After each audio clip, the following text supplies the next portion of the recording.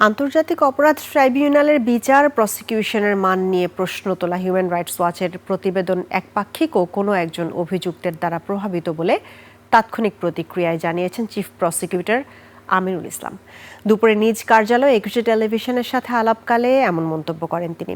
সংস্থাটির এমন প্রতিবেদন কোনোভাবেই গ্রহণযোগ্য নয় ও এর মান নিয়ে সংশয় প্রকাশ করেছেন চিফ প্রসিকিউটর। আরও জানাচ্ছেন শাকের আরজু।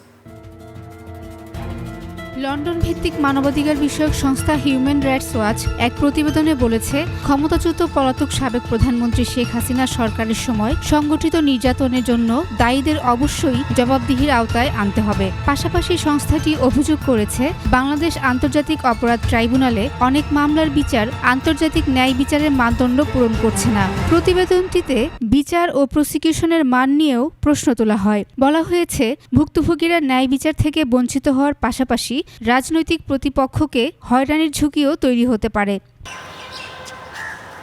বুধবার দুপুরে সংস্থাটির এমন প্রতিবেদনের কড়া সমালোচনা করেন চিফ প্রসিকিউটর।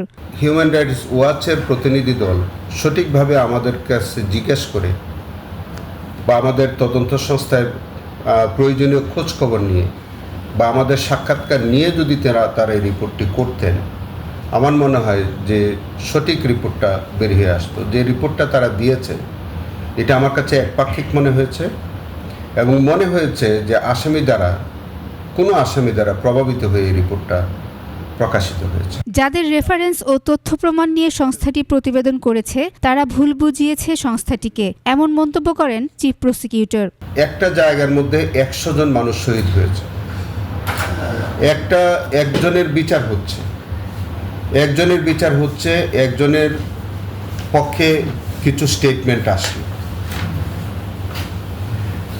তো সেই স্টেটমেন্টটা আবার দেখা গেল যে একই ঘটনার সময় আরও একটা সেট অফ একিউজডের বিচার হবে।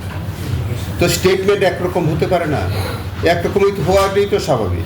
আন্তর্জাতিক অপরাধ ট্রাইব্যুনালের প্রসিকিউশন টিম অত্যন্ত দক্ষ, একই সঙ্গে তদন্ত সংস্থাও যোগ্যতা ও দক্ষতার সাথে কাজ করছে বলে মন্তব্য করেন চিফ প্রসিকিউটর।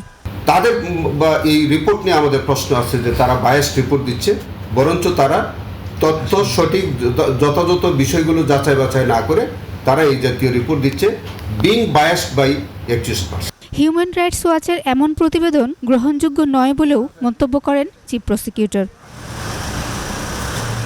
শাকের আরজু, একুশে টেলিভিশন, ঢাকা।